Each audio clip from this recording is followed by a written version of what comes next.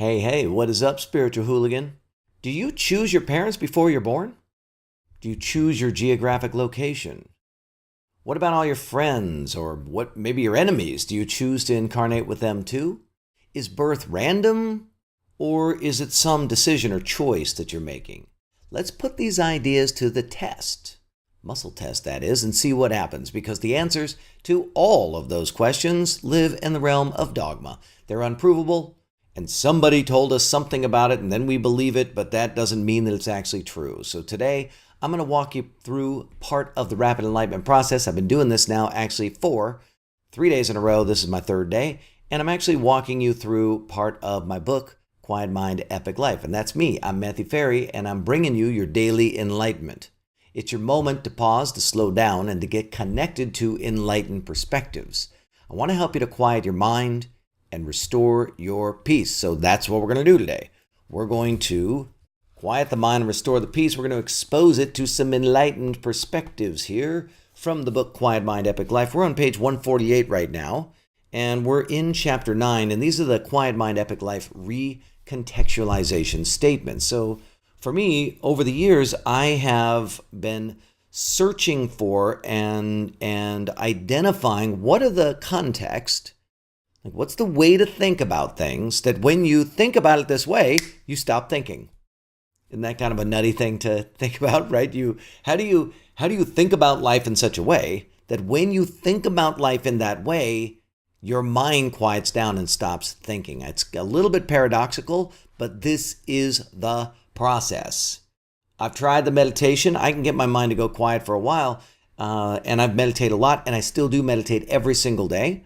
But in the end, what I found is that the mind speaks to us, and it bugs us, and it agitates us, and it nags us, and it creates all kinds of negative images and thoughts and retaliates and all of that stuff because of the accidental conclusion that you're in a survival situation.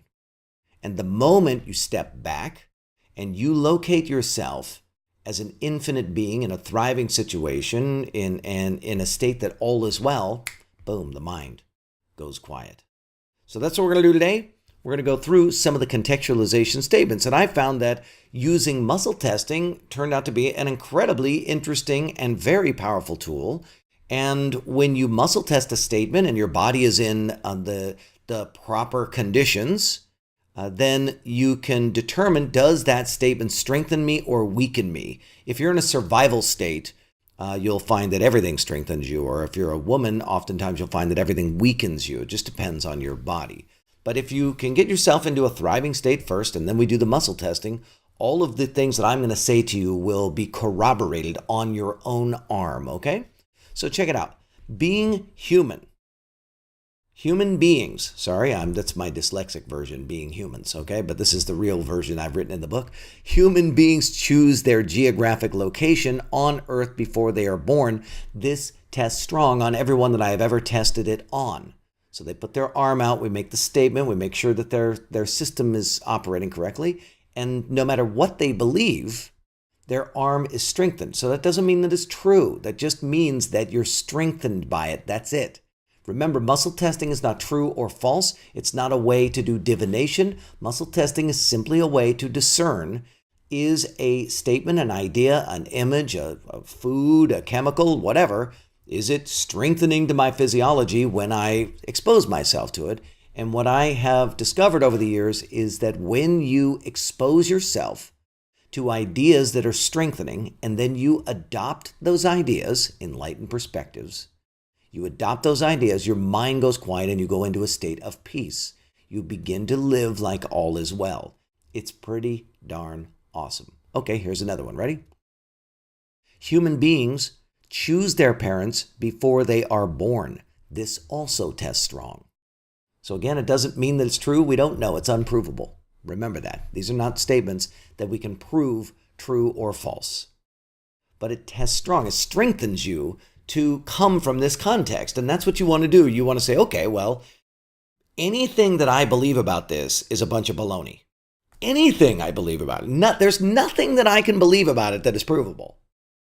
So why don't I do an experiment and test what is strengthening to me. And when you test what is strengthening to you, you will be blown away by the results.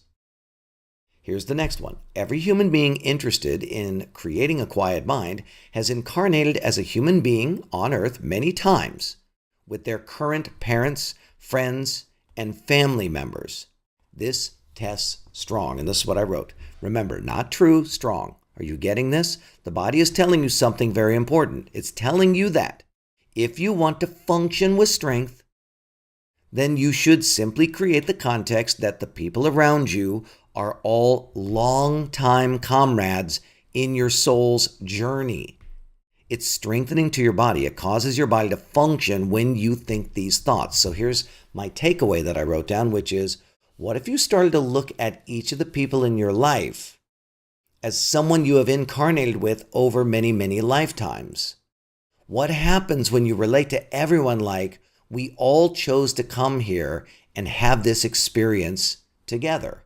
What happens? So let's look at the opposite, okay? Here's some more statements. Now we're on page 141 of Quiet Mind, Epic Life.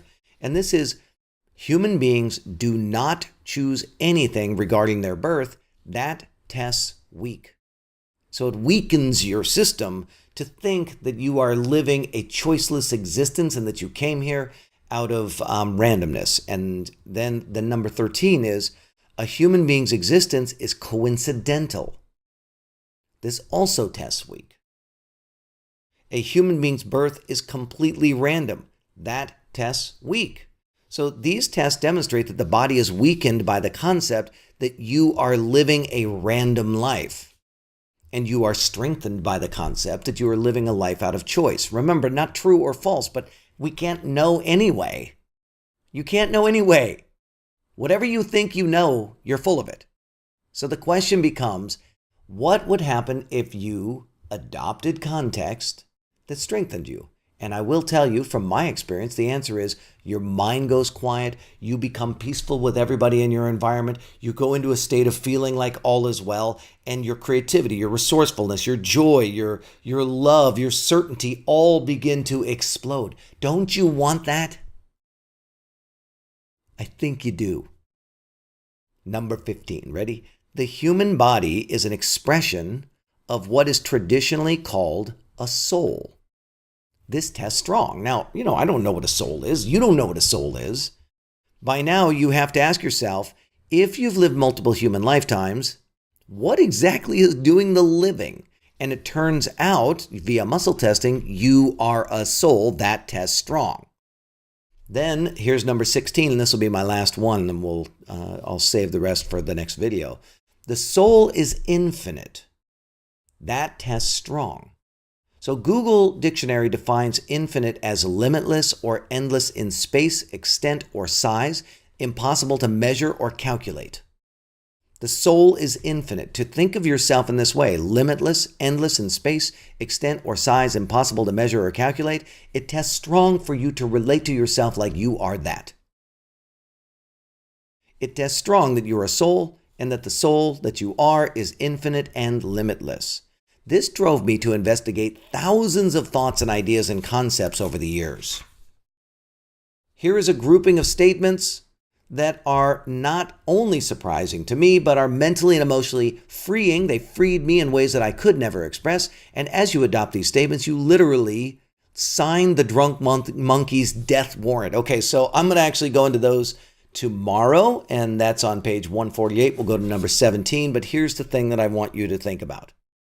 What if you started to look at each of the people in your life as someone you have incarnated with over many, many lifetimes? What happens when you relate to everyone like, oh, what's up, bro? Little fist bump. What's up? We've been here many, many, many times. The good, the bad, the ugly, the mean ones, the nasty ones, the happy ones, the wonderful ones. What if you just started to relate to every single person that you have in your life like those people are your soul buddies?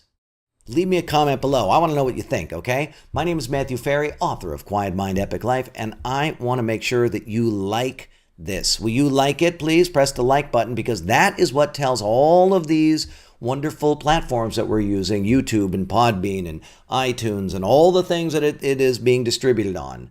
That's what tells these platforms, hey, this is good stuff. We should make sure that other people watch it. You watched it all the way through. You listened all the way through, okay? So like it, leave me a comment, and definitely share it. Press the share button and share it with someone, okay? Thank you for doing that. You're supporting me. You're supporting this message, and I think that we're synergized. I think we're rocking together, okay? So thank you for helping me with that. And then also consider joining our Spiritual Hooligan Facebook group. My God, there is a group of rambunctious spiritual hooligans over there. We're talking about everything under the sun, and we're applying these enlightened perspectives, and we're applying all of our unique ideas and perspectives. It's not just me. You got a killer group of people there who are amazingly bright and insightful. Okay, so I'll put the link down below. Please join us over there. Okay, thank you so much for tuning in to this daily enlightenment.